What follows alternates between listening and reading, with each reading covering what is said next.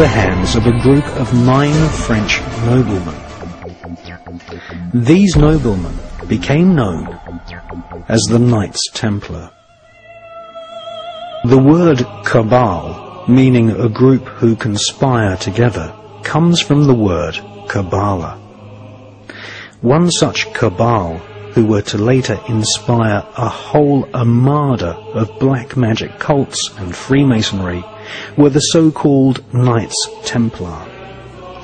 They laughingly called themselves the Poor Knights of Christ, but these men were far from poor.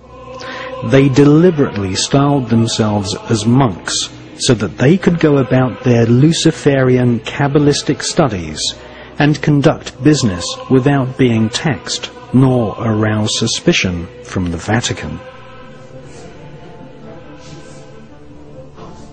The Kabbalistic higher secrets of ritual sodomy, the evil eye, chanting incantations, necromancy, blood sacrifice, and invoking the fallen angels in service to Lucifer fascinated the French Knights Templar.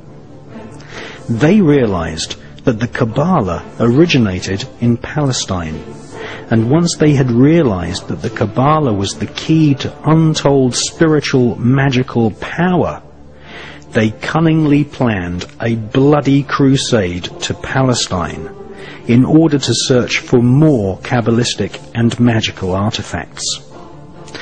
They eventually discovered and looted the Temple of Solomon. Solomon was a biblical magician king who is accredited with inspiring large parts of the corpus of works we now know as the Kabbalah.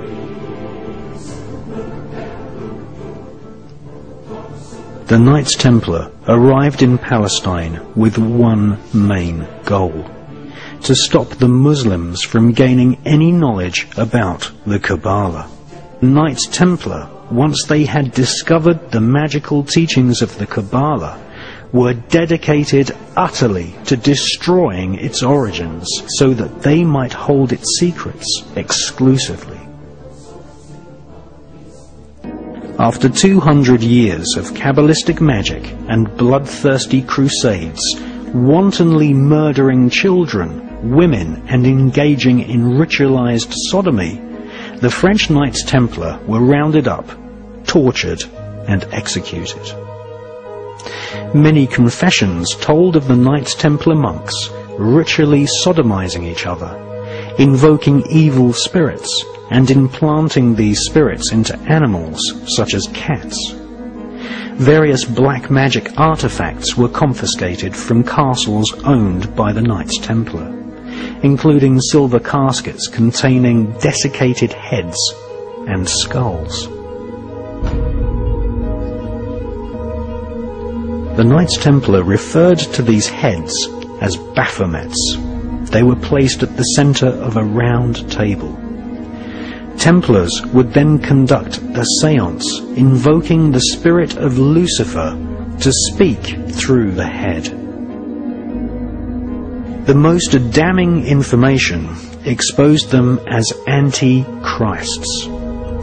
Several Knights Templar confessed that the image of Jesus was spat upon and trampled during Kabbalistic rituals, a satanic tradition which is still practiced to this day at lodges of the Ordo Templi Orientis, which was once headed by Aleister Crowley. Many Knights Templar bribed their way out of prison and escaped to Scotland and the Mediterranean island of Malta. They first renamed themselves the Sovereign Knights of Malta, and then, after establishing trade routes to North America long before Christopher Columbus, they re-emerged in Scotland, calling themselves Freemasons. All versions of Freemasonry, Rosicrucianism, the Skull and Bones, the Palladian Rite of Freemasonry, Co-Masonry, Scottish Rite Masonry, the Ku Klux Klan, and Crowley's Ordo Templi Orientis are derived from the original Kabbalistic rituals of the Knights Templar.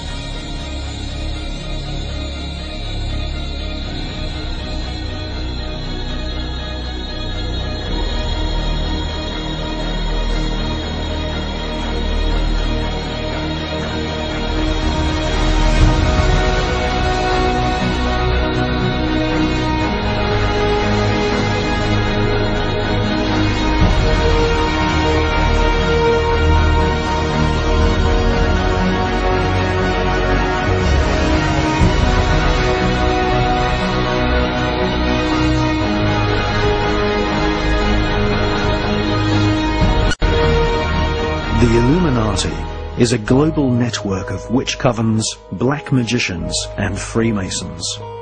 They use a secret code of numbers and words to communicate the plan to one another. They hold rituals right in the heart of the British Parliament and Washington, D.C.